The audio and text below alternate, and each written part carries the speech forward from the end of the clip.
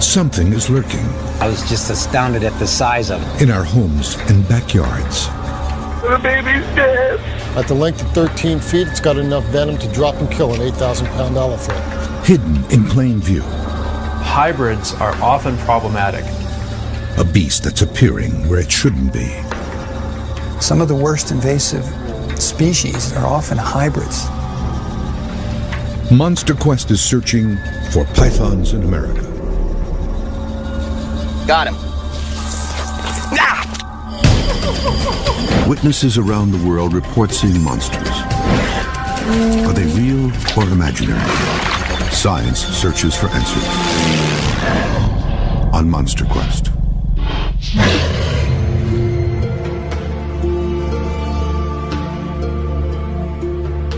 The Everglades, Florida. This lush tropical paradise with warm, temperate weather is popular with tourists. But something frightening may be making its home here. A slithering menace that strikes fear in the hearts of many. 20 feet long. It was absolutely huge. It's large enough to kill an adult human. They could literally stretch their jaws 3 times the normal diameter. We've had a baby strangled by a 12-foot python. Eyewitnesses report seeing massive serpents measuring 15 to 20 feet in length and weighing up to 400 pounds. They're known to suffocate, then swallow their prey whole. These beasts have brown or black scales and most closely resemble giant pythons. Never have I seen anything like this and as tragic as this.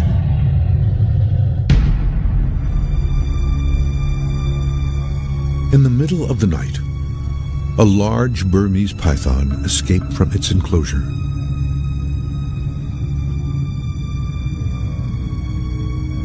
Suddenly free to roam the house, it slithered into the room of the family's youngest child.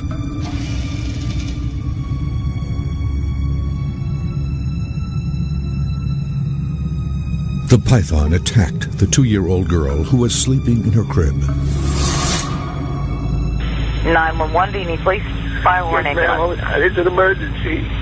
Okay, what do you need? You need a police, fire, or an ambulance? I don't know, the baby's dead. The snake, it appears it had gotten up on a toy chest and then into the crib. The boyfriend of the baby's mother discovered the snake that morning, wrapped around the child in the crib. He immediately grabbed a knife and a meat cleaver and started stabbing that snake until he was able to release the baby from the grips of the snake. Tell me exactly what happened. Our snake, we have a Burmese python, and she's about 12 foot long. She got out of the cage last night and got into the baby's crib and strangled her to death. Stay on the line, please. The police responded to the scene and began to hunt for the killer python. I get there, and they're explaining to me that the victim is in the ambulance, already been pronounced deceased, and that the snake was still in the residence. Florida Wildlife Commission officers were called in to remove the illegally owned monster Burmese python. We weren't sure whether the snake was going to be alive or dead when we went into the residence. It turned out to still be alive. Well, the snake was wounded, so you don't know how a wounded snake would react.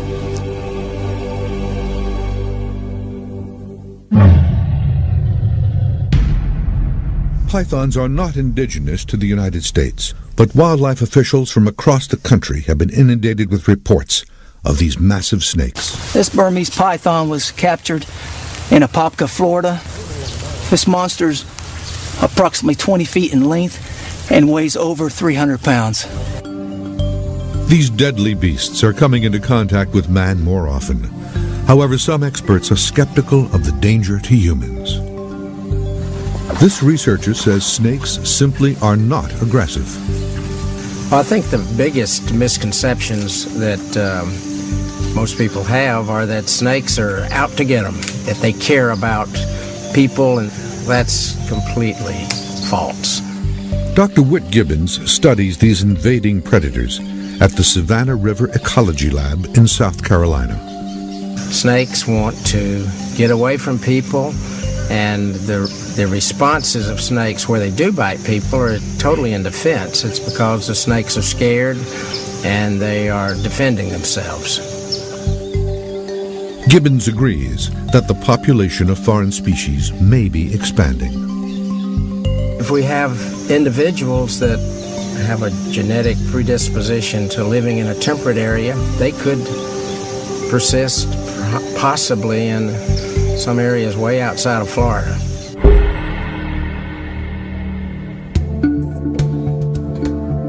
Now, Monster Quest will launch a search to confirm reports that invasive pythons are taking over places like Florida.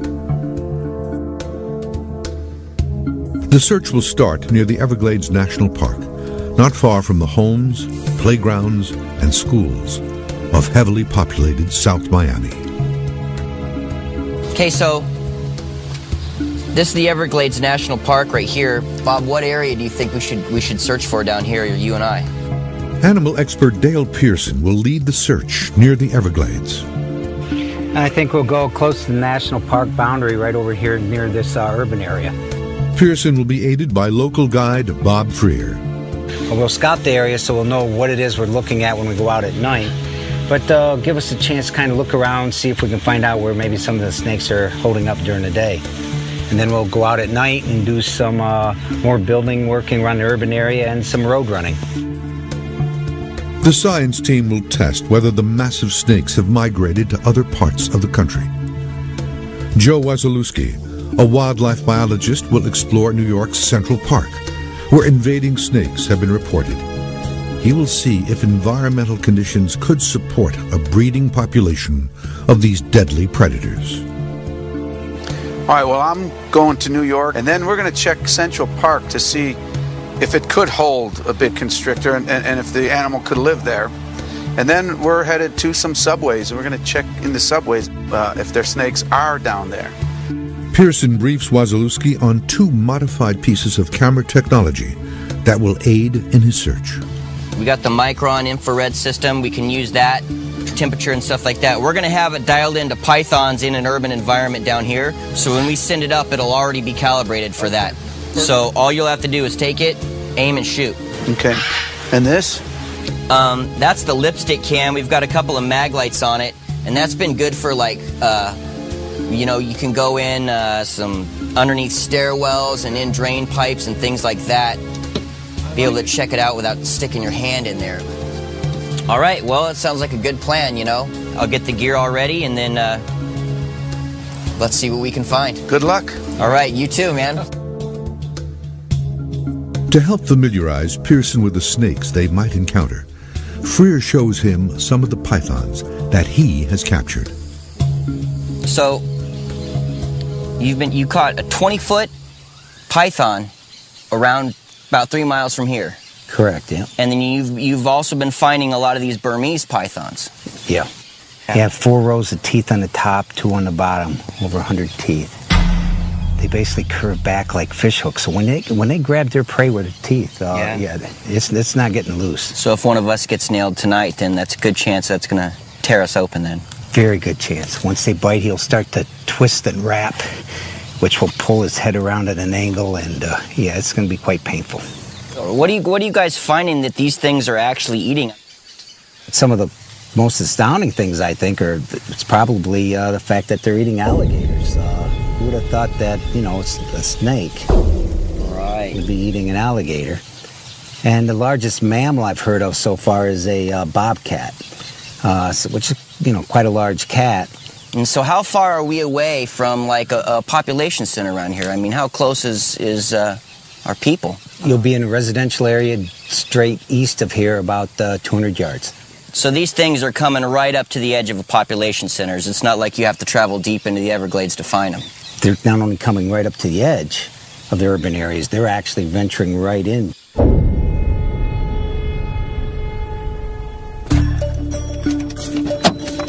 The team drives to its staging location near the Everglades.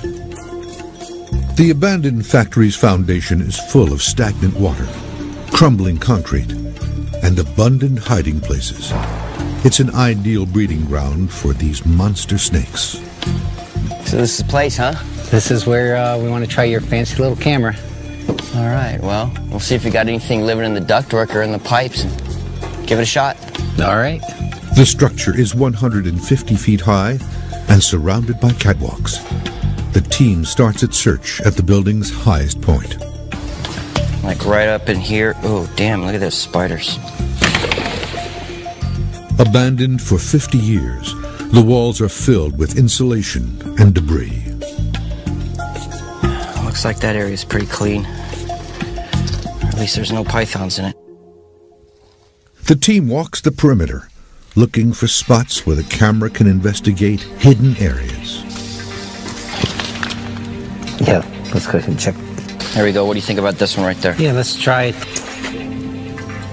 The team notices an open grate above what was once a sub-basement loading dock. Look, you see the water, how the water's moving down there? Yeah. Something big is moving around in the water down there. Look at that. What the hell? You see anything in there? That was something like surfaced. Pearson and Freer are unable to see what is moving in the water. They decide to wait for nightfall, when the thermal camera will reveal more. It's probably, we've done enough for the day. It's just too hot. Let's go ahead and come back out this evening when it cools down. They start to come out moving around. Okay. Okay? Yeah, I'm ready for that.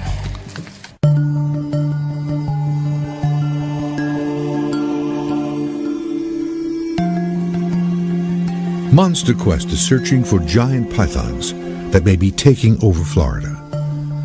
Monster snakes have been feared in North America since the earliest settlers arrived on its shores.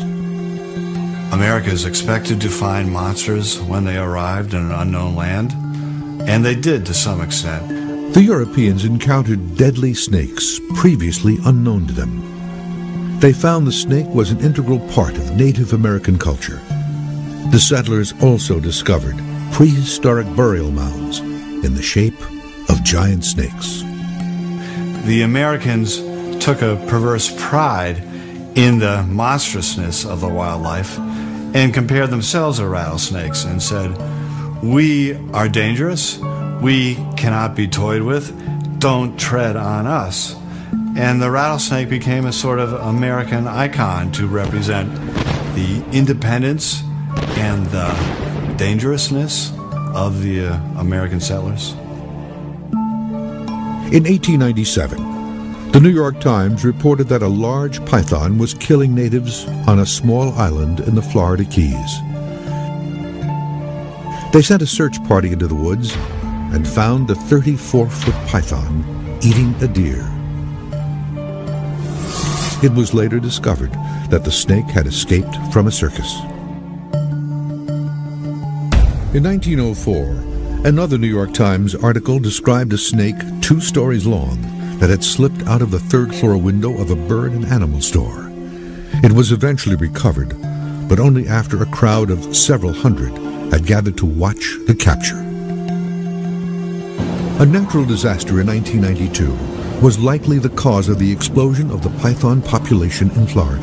Hurricane Andrew did a tremendous amount of damage to facilities and homes in urban areas in South Florida when it struck. Its eye went right over the center of the warehouse area where most of the tropical pets coming into the United States are kept.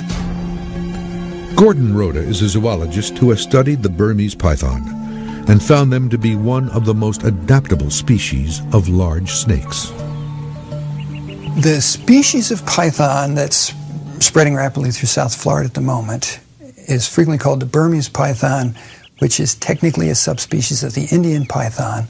The species as a whole has an incredibly wide habitat range. So it occurs everywhere from thorn scrub deserts to mountainous areas to coastal plains to tropical rainforests to swampy areas to many different kinds of environments.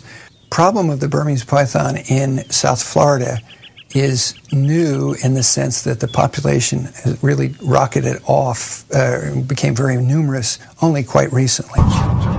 North of Okeechobee, and now we're getting reports up near Tampa, so the evidence is they're spreading north. Rhoda has designed a study to determine what areas of the country have a climate suited to the Burmese python. Our study was designed to figure out how much of the United States is at risk from possible colonization by the Burmese python. The reason that's important is that we and many other people had assumed that this is a tropical animal that couldn't become established in the temperate United States. So we did a climate match, and we're surprised to learn that, in fact, it can occur in very temperate areas. The study projects that continued changes in temperature will open new corridors for python migration. There are about 10 or 12 species in the genus Python. Now, whether they will breed with each other in many cases is not known because their natural ranges don't overlap. In Florida, they do occur together. Because they're so closely related and because in captivity they will breed together and produce offspring, there's reason to be concerned about hybridization occurring. Some of the worst invasive species, especially plants, are often hybrids. That the hybrids, for one reason or another, have that combination of traits that is lacking in the wild types, but makes them very good at being invasive species. Rhoda believes that pythons could now currently invade areas as far north as Washington, D.C. With global climate change, it will extend further north. The climate match will go further north. By the turn of this century, places like New York City would be within the climate match.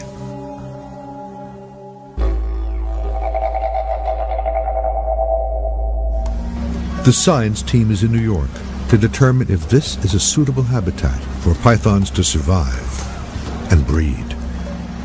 There is a theory in existence right now that pythons can go as far north as here in New York and west over to San Francisco. And we're just here today just to kind of check it out to see the feasibility of that theory. Joe Wasilewski makes his way to Central Park. There's not many wild places left in New York City, but Central Park is about 800 acres of greenery. And if there were a snake anywhere in New York City, this is a good place for it to be. Snakes like warm-blooded prey, and there's chipmunks and squirrels and running around all over, and all different types of birds. So there's a lot of potential prey here. They like shelter. They like rock outcroppings and any other type of shelter. So any area like that, you could turn up a snake. Pythons can survive in temperatures as low as 40 degrees. All in all, snakes being cold-blooded, like warm temperatures. I found some of these really neat hollow logs, and I'm going to check a few of them. If there's any snake around, he could be inside here. The team has brought a lipstick camera to search inside fallen logs.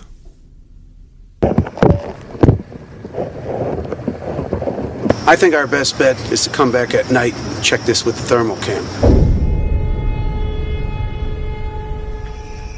Even though snakes are cold-blooded, the thermal camera can still be used, as pythons can generate a small amount of body heat through muscular contractions. There's something.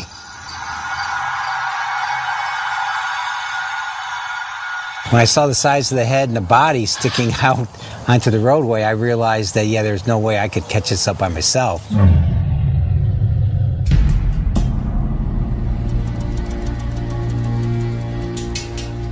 Bob Freer was called to remove a snake from a backyard, but he was skeptical of the snake's size. Occasionally we'd be getting calls throughout the year on huge snakes, and the huge snakes usually ended up being about 7 to 8 feet long. The person that called me was familiar with pythons and said he was positive it was a python, and said it's huge. Seeing the creature, Freer was shocked. the head was actually the size of my two hands together. It was huge. And I couldn't see the whole body, and it was going back into the woods. But I was like all the other people that called me. I swear this snake had to be 20 feet long. It was absolutely huge. Freer realized the beast was too big to handle alone. So we went over there, and as we're getting ready to grab it, we're trying to decide, well, do we grab it like it's a lost pet, or do we, grab it quickly and hold it like it's an aggressive snake? And when we got closer to it and started to see the size of it, we thought we'd probably better grab a hold of it and hold on, because if it turned out it was aggressive and somebody got bit by it, it was going to be bad. When I jumped on the snake and grabbed its head, the minute it opens its mouth, I realized, yeah, it wasn't somebody's pet. It was mean, it was aggressive. Hey, I wasn't sure if I could hold on it. It was twisting out of my hands. Maybe I should have waited for some more help. Freer and his colleagues were able to wrestle the snake into submission. No doubt about it, this was a monstrous snake living right in people's backyards in an urban area. How a snake could be living in this type of area and not be seen before this, it's just amazing.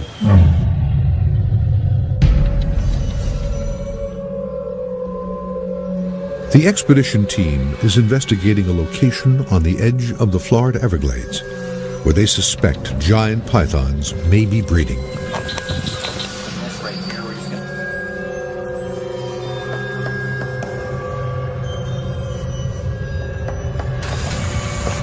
I'm just going to try to turn the sensitivity down just a little bit. Try to cut down the false readings.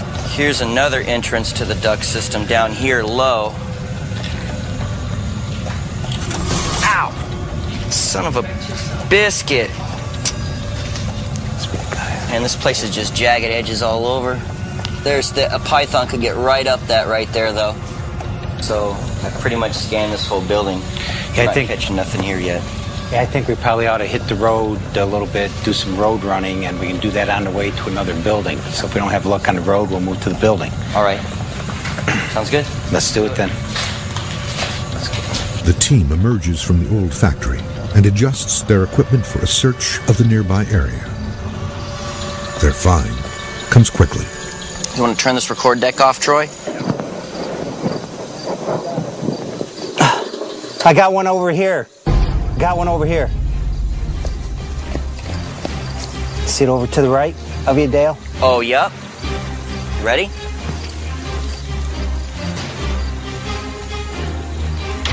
Got him. Nice. All right. Baby Burmese python. Fresh hatch. They are breeding here in this location. We got one. For real, for real.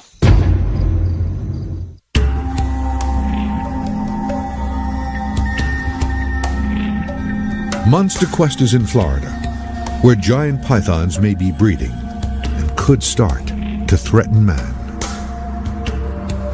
In the 20 years since Hurricane Andrew, large snakes have increased in number throughout Florida. The dangers of pythons in urban areas is very complex. First of all, you have the dangers to the normal wildlife, the ecology that's out there. They're eating everything that's moving. Our birds, our mammals, anything. There's also the danger to our pets, our cats and dogs. And then, of course, there's the danger to humans. These animals are doing what they normally do in the wild. They're hunting for their food.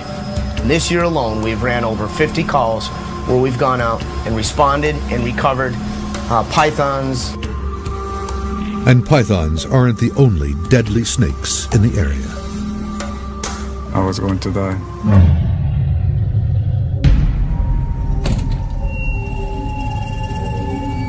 Pablo Viscoso was installing cable TV at a local apartment complex.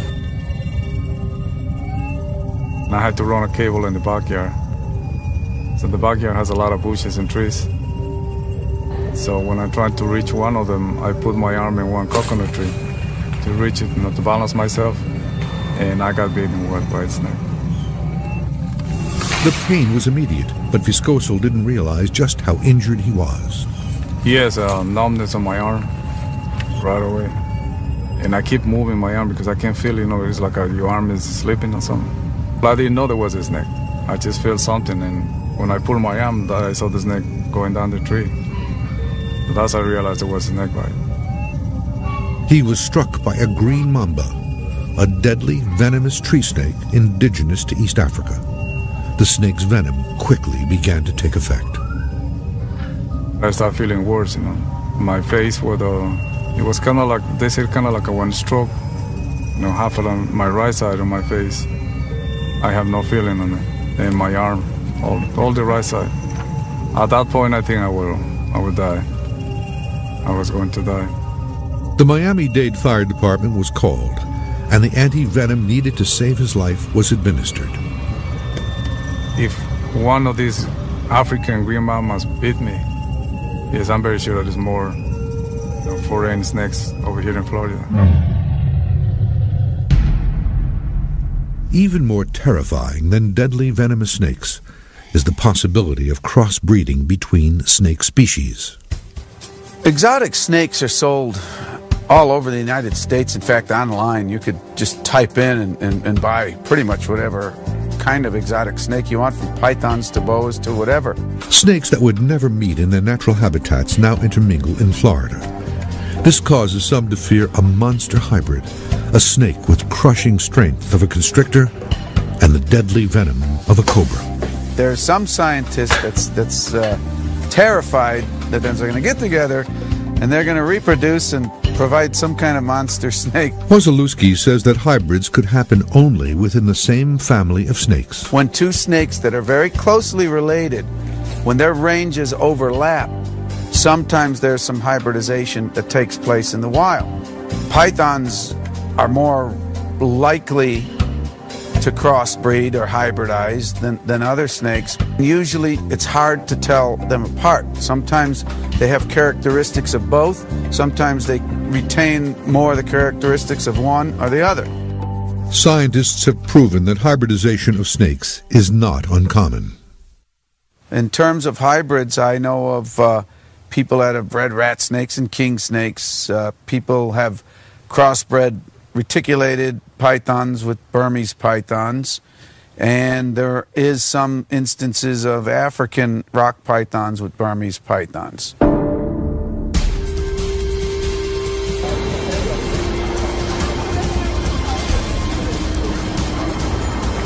Wazalewski is investigating whether the habitat of New York could be a likely location for breeding. He's looking for pythons, the most adaptable of the exotic breeds.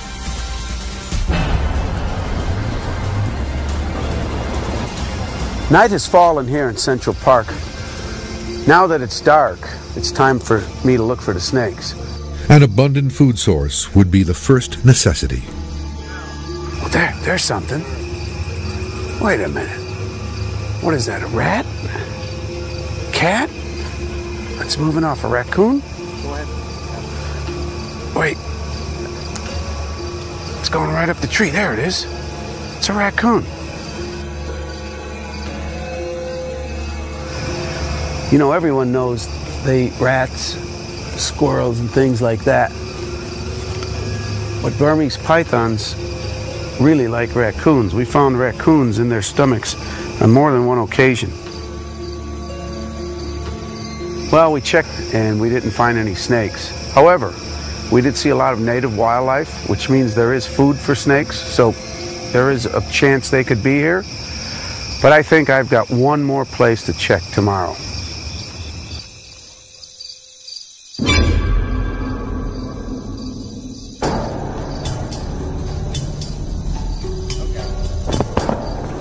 The expedition team has found a baby python near the Florida Everglades.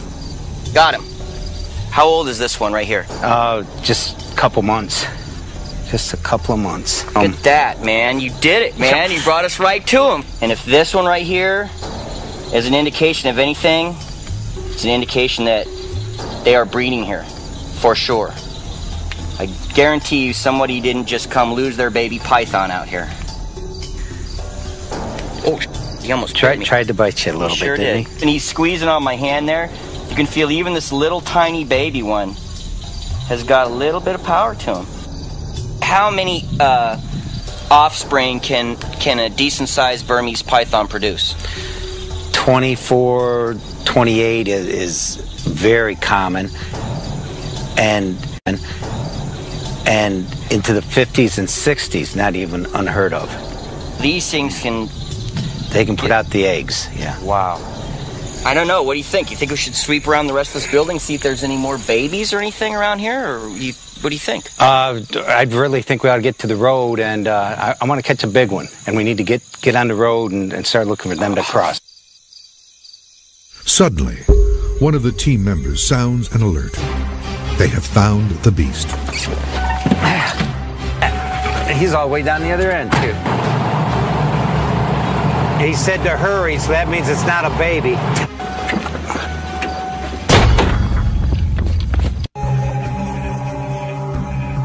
Monster Quest is investigating whether giant pythons could be invading America. It just completely blew my mind. This is not a natural habitat for a large snake.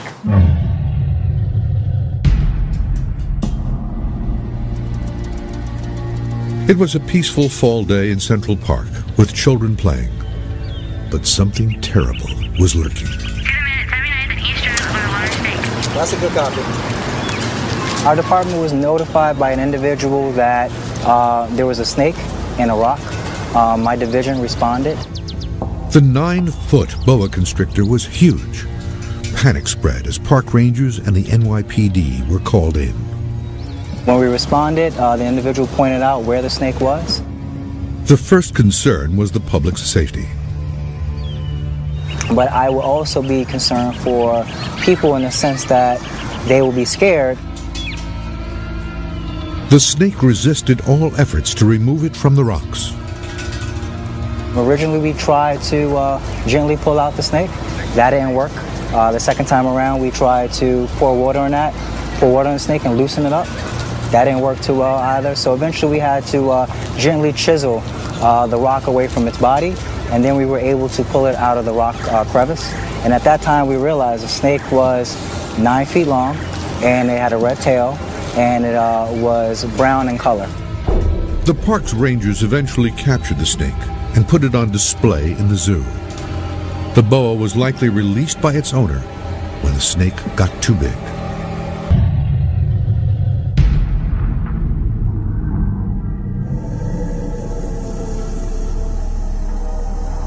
Joe Wasilewski has moved his investigation to a warm location, an abandoned subway tunnel, which could provide shelter for snakes during the colder winter months. We haven't checked underground. This could be a place where snakes could live. So while we're here in New York, we're going to check it.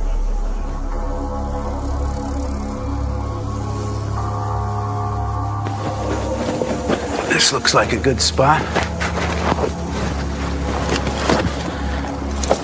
Let's see what we got here.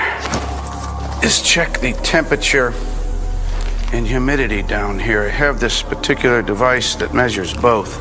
I sooner think there'd be some type of amphibian and salamander or frog down here than a snake. But this thing goes for 5 blocks. There are little ways that snakes can get down, and they like humidities in the range of 65, 70 to 80, 85%. So snakes like it warm, and they like it a little on the moist side. Wasilewski explores deeper into the tunnel and finds a good place to use the lipstick camera. Let's see if it fits in this storm drain. No, nothing in there. But there's a lot of areas to look in here. Maybe when a cold front comes, it might run some of those snakes into that storm drain, and they might actually come down here. With the constant temperature that it has here and the humidity, I mean, it's really good for a snake. So it is possible that they could use this because snakes use what they call a hibernaculum, which is underground, usually under the frost line. And I believe this place here would fit the bill.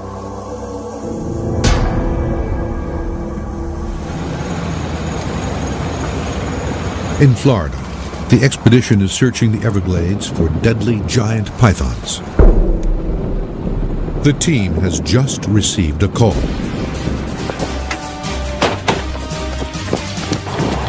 He said to hurry, so that means it's not a baby. Someone take my backpack. Take the hook, and let's drag them into the roadway so we're sure we don't lose them.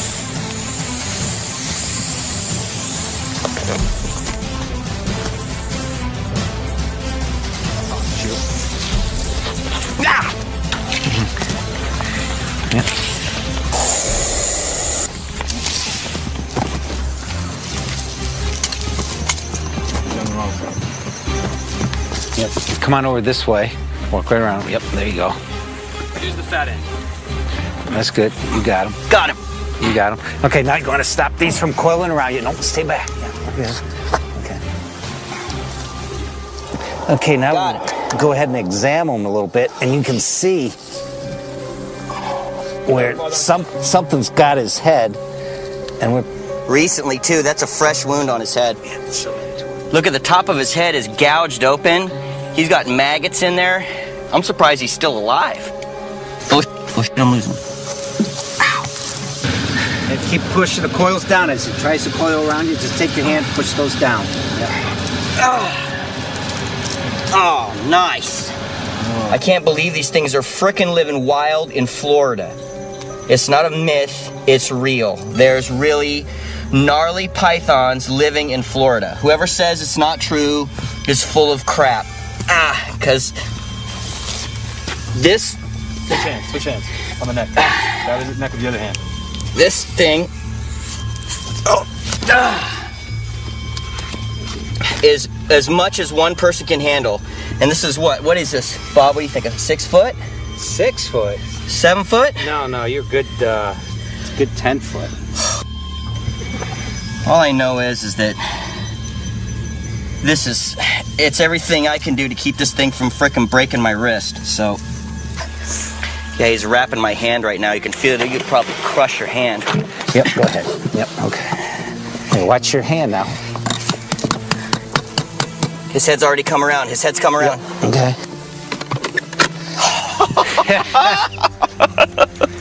There it is.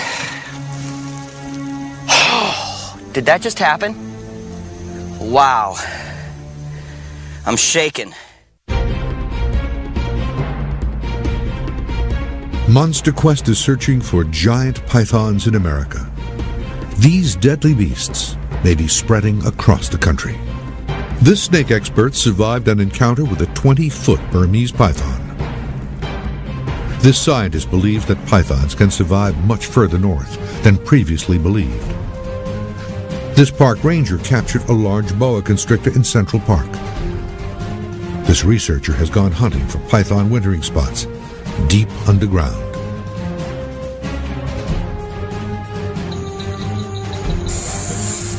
And the expedition team found a giant python in the Everglades. Now it's got my other arm. For anybody that doesn't believe that this animal is here and that it's established, I just spent 15 minutes on the side of the road wrestling with a 10-foot animal, and it's completely real. They're actually here, they're actually breeding, and they can get to be 15 to 20 feet long.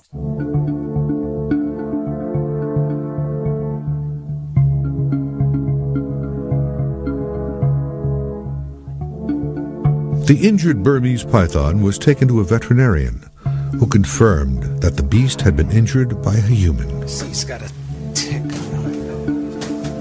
This looks to me like chop with a machete and they got away. Think if it was a gator, he'd have wounds on the bottom. Something underneath, yep. And so what they're doing is they're taking the heads and then just trying to chop like this. And of course you chop him once, he struggles, chops again, and then he gets away. Yeah. And their brain is very small. Jen, I don't know if you've ever seen it. Their brain is it's about the size of a pea, right about there, surrounded by a very thick, bony skull. So it could very easily have been hit by a machete, not damage the brain at all.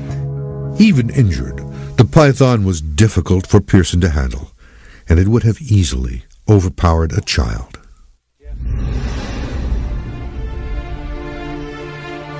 The team has established that pythons are breeding in Florida, where there are other exotic and deadly snakes. I have one that I saved kind of last to show you. Okay. Not native of here, but unfortunately some escaped after Hurricane Andrew. We also had a handler or a licensed person that didn't keep them well. They escaped. And we have come across a king cobra shedded skin. And we do know for a fact, because we have actually caught other cobras that you know, yes, they are down here, and we can come across them. In addition to the python infestation you got down here, there's potentially king cobras loose now in southern Florida. Unfortunately, yes. King cobras are the largest venomous snakes in the world. They exist in the wild only in Asia. Wow, that thing is huge. In Florida alone, there are over 170 licensed owners of venomous snakes, but many go unregistered. And he's actually eating pythons. We give him some of these birdies we find. He's a snake eater, yeah. But the cobras are more likely to eat a python than mate with one. Okay, to grab his tail and bring it up, Albert? I can think of no venomous species of snake that would ever hybridize with a python. In the wild, if they saw one another, the bigger one might want to try to eat the other one, but they certainly would never want to breed.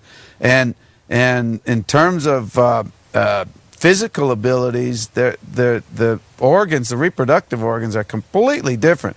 It was like a key in a lock. They would never. A venomous species of snake could never reproduce with the python.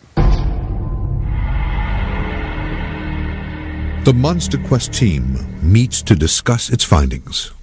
How'd it go in New York? Pretty interesting. Central Park was pretty neat. You know, native snakes can survive there in the cold weather because they're adapted. They can go underground. Well, we had some good luck. We had some good luck. We actually caught two. We caught a newborn, maybe a month, 2 months old. Yep. It's that time of the year. Yeah. And then we caught.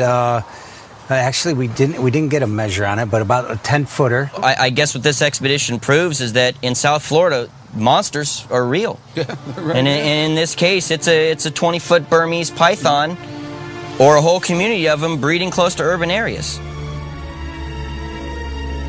The team has made some interesting discoveries. There are deadly Burmese pythons breeding near Florida's Everglades, close to the population center of Miami.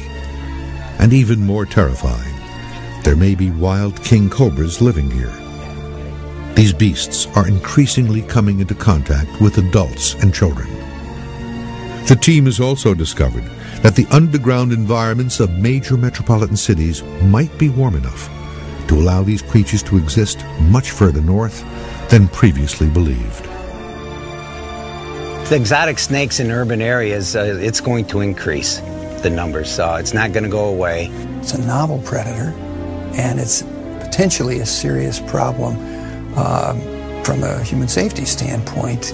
The python population, or the problem we have in the Everglades, has not peaked as yet. And I believe the numbers are going to get larger, as well as their sizes are going to get larger over time. So if you're in the South Florida area, or if you're in an area where you hear that there might be these invasive species out, you need to take it seriously. You can't say, it won't happen to me, it's no big deal. I'm here to tell you right now, these animals are real, they're really out here, and they really can kill you.